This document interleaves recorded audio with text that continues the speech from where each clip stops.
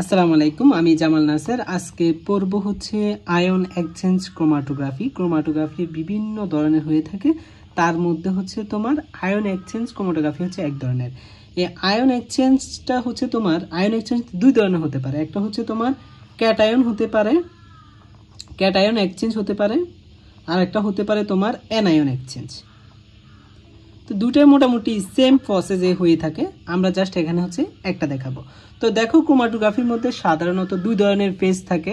একটা হচ্ছে stationery phase আর একটা হচ্ছে তোমার মোবাইল ফেজ। স্টেশনারি ফেজটা কি? মনে করো এটা স্টেশনারি কথাটা আসছে হচ্ছে স্টেশন থেকে, যেখানে তোমার মনে করো ট্রেন বা বাস যেগুলো থামে, অর্থাৎ যেগুলো হচ্ছে স্থির, এগুলো চাইলেও চলাচল করা সম্ভব না। মনে করো এখানে আমরা একটা হচ্ছে তোমার 11 জেল দিলাম, 11 জেল। তো 11 জেলটা হচ্ছে তোমার স্থির অবস্থায় থাকবে এখানে। হ্যাঁ, তার উপর আমরা কি করব, মনে করো তো অ্যালকোহল বা অন্য কোনো কিছু হচ্ছে আমরা তরল জাতীয় পদার্থ এটার উপর ঢালবো। তাহলে দেখো হচ্ছে 11 জেল বা যে 11 জেলগুলো আছে এগুলো কিন্তু স্থির অবস্থায় থাকবে। তার উপর দিয়ে কিন্তু তোমার অ্যালকোহল বা বিভিন্ন ধরনের পদার্থ যেগুলো হচ্ছে মোবাইল ফেজে থাকবে ওগুলো হচ্ছে এটার মধ্যে দিয়ে যাবে। তাহলে চলাচল করবে কিন্তু মোবাইল ফেজটা, ওই জন্য এটাকে বলা হচ্ছে তোমার মোবাইল ফেজ বা চলন দশা। আশা করি বুঝতে পেরেছো। তাহলে এখানে স্টেশনারি ফেজ হিসেবে থাকবে তোমার হচ্ছে 11 জেল বা সেলুলোজ থাকতে পারে কম্বিনেশন হিসেবে, আর এখানে মোবাইল ফেজ হিসেবে থাকতে পারে তোমার অ্যালকোহল বা জৈব দাবক হিসেবে থাকতে পারে, যে কোনো পদার্থ থাকতে পারে। তো দেখো, আমরা প্রথমে পড়াবো হচ্ছে ক্যাটায়ন এক্সচেঞ্জ। অ্যানায়ন এক্সচেঞ্জ মোটামুটি সেম প্রসেস। তো তোমার দেখো, এই যে তোমার 11 জেলগুলো রয়েছে, এই 11 জেলগুলোর মধ্যে যেহেতু আমরা ক্যাটায়ন এক্সচেঞ্জ পড়াবো, এই মিডিয়ামটা এমনভাবে তৈরি করব যাতে আগে থেকেই এই 11 জেলের মধ্যে একটা ঋণাত্মক চার্জ থাকে। তো আমরা সবসময় একটা কথা মনে রাখতে হবে, আমাদের এখানে কোনো চার্জ, ঋণাত্মক চার্জ কখনো একা একা থাকতে পারে না, তার সাথে অবশ্যই যে কোনো একটা পজিটিভ চার্জ থাকবে। এটা হচ্ছে মেন কথা মনে রাখতে হবে। এরপর হচ্ছে আমরা কি করব, আমরা মনে করো হচ্ছে একটা কাঙ্ক্ষিত হচ্ছে ক্যাটায়ন হচ্ছে তোমার শনাক্ত করব।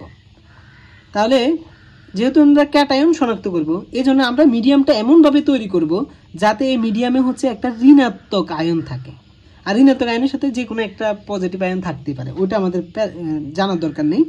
কিন্তু হচ্ছে মিডিয়ামটাকে আমরা যদি ক্যাটায়ন এক্সচেঞ্জ করতে যাই, তাহলে অবশ্যই হচ্ছে মিডিয়ামটাকে ঋণাত্মক চার্জযুক্ত করতে হবে। এটা বিভিন্নভাবে করা যায়। তো আমরা মনে করো এটাকে আমরা ঝুম করে দেখালাম আর কি। মনে করো এখানে এই 11 জেলের যে কোনো একটাকে আমরা এখানে আনলাম। তো মনে করো এটার সাথে হচ্ছে ঋণাত্মক চার্জটা যুক্ত আছে, আর এটার সাথে যে কোনো একটা ক্যাটায়ন যুক্ত আছে। তাহলে ক্যাটায়ন শনাক্তকরণ করতে হলে মনে করো এই যে বিটা, এটা হচ্ছে আমাদের হচ্ছে কি তোমার কাঙ্ক্ষিত ক্যাটায়ন।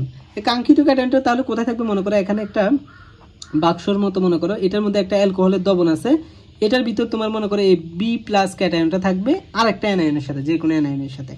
আমরা এখন শনাক্ত করতে হবে বি প্লাসটা কীভাবে শনাক্ত করবো। আমরা প্রথমে হচ্ছে তোমার যেহেতু দ্রবণের মধ্যে হচ্ছে এটা আছে, এটা আগে থেকে হচ্ছে এখানে আছে, এটা আমি জুম করে জাস্ট দেখালাম আর কি, এখানে দেখালাম।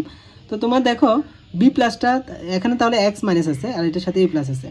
যখন আমি এখানে তোমার এই দ্রবণটা দিব, অ্যালকোহল যেটার মধ্যে বি প্লাস আছে, যে দ্রবণটা আমি দিব, এটা যখন আমি দিব তখন হচ্ছে দেখো এই এক্স মাইনাস এবং এ প্লাসের মধ্যে যে বন্ধনটা আছে তার চেয়েও এখানে যে সক্রিয়তা নিয়ে তারা বন্ধনটা গঠন করেছে, এই বি প্লাসটা কিন্তু আরও বেশি শক্তিশালী বন্ড থাকবে, মানে আরও বেশি সক্রিয় হলে মানে কি হবে, খুব তাড়াতাড়ি হচ্ছে বন্ধন গঠন করবে। সক্রিয় যত বেশি, বন্ধন গঠন করার প্রবণতা তত বেশি। তো যখন হচ্ছে এ বি প্লাসটা তোমার আসবে, তখন কি করবে, এই যে এ প্লাসটা আছে এই বন্ধনটা ভেঙে যাবে। বন্ধনটা ভেঙে গিয়ে যখন আমরা দিব আর কি, যখন হচ্ছে তোমার বি প্লাস এবং হচ্ছে ওয়াই মাইনাস পড়তে থাকবে, তো এইটার মধ্যে তো আগে থেকেও এক্স মাইনাস আর হচ্ছে তোমার এ প্লাস ছিল। তাহলে কি করবে, এ প্লাসটাকে তোমার এখান থেকে বাদ দিয়ে তোমার বি প্লাসটা এখানে যুক্ত হয়ে যাবে। ঠিক আছে, তাহলে আমাদের তখন তৈরি হবে কি, মনে রাখবা মাইনাস বি প্লাস, যখন আমরা এই দ্রবণটা দিব। তারপর আমরা কি করব, এই বি প্লাসটা তো এখন হচ্ছে এটা আমাদের কাঙ্ক্ষিত ক্যাটায়ন। তারপর আমরা কি করব, আমরা আর একটা দিব হচ্ছে কি তোমার জেড প্লাস, মনে করো তোমার আর একটা যে কোনো দাও এন মাইনাস, মনে করো এই দ্রবণটা। তারপর আবার আর একটা পাত্র নিয়ে আবার এইটার মধ্যে দিবা, অবশ্যই এখানে একটা থিওরি তোমাকে মনে রাখতে হবে, এটার চেয়েও এখানে তোমার পরবর্তীতে যে এক্স মাইনাস বি প্লাস যে বন্ধনটা গঠন করছে, বন্ধন যে শক্তি বা যে সক্রিয়তা, তার চেয়ে বেশি সক্রিয় হচ্ছে তোমার হচ্ছে জেড প্লাস এবং এন এর যে বন্ধনটা। তাহলে কি করবে, যখন এখানে জেড প্লাসটা এখানে চলে আসবে, মানে এই দমনটার মধ্যে আমরা যখন দিব, যখন এটার কাছাকাছি চলে আসবে তখন কিন্তু বি প্লাসটা আবার পড়ে যাবে, মানে এখান দিয়ে পড়ে যাবে, কারণ এটা মানে বি প্লাসের চেয়েও জেড প্লাসের বন্ধন করার সক্রিয়তা সবচেয়ে বেশি। তারপর যখন আমরা এই দমনটা আবার দিব, যেটার মধ্যে হচ্ছে জেড প্লাস আছে, দেওয়ার সাথে সাথে কিন্তু যখন হচ্ছে এ আবার হচ্ছে এ তোমার হচ্ছে 11 জেলে আসবে, মানে এটাকে আমরা জুম করে দেখালাম এখানে, যেখানে হচ্ছে তোমার বি এ প্লাসের পরিবর্তে এখন বি প্লাস আছে, তখন যেহেতু এটা জেডের সক্রিয়তাটা বেশি হবে, তখন হচ্ছে এ এক্স মাইনাসের সাথে তোমার জেড প্লাসটা হচ্ছে তোমার যুক্ত হবে। হ্যাঁ, জেড প্লাসটা হচ্ছে তোমার যুক্ত হবে, তাহলে বি প্লাসটা তাহলে তোমার এখন পড়ে যাবে। এ যখন হচ্ছে এ দবনের সাথে যখন বি প্লাসটা পড়ে যাবে তখন আমরা এটাকে শনাক্ত করে নেব, অর্থাৎ এটাই আমাদের হচ্ছে কাঙ্ক্ষিত ক্যাটায়ন। এটাই হচ্ছে আমাদের আয়ন এক্সচেঞ্জ ক্রোমাটোগ্রাফি। আশা করি বুঝতে পেরেছো। আর অ্যানায়ন এক্সচেঞ্জটাও মোটামুটি এটার মতোই। আসসালামু আলাইকুম।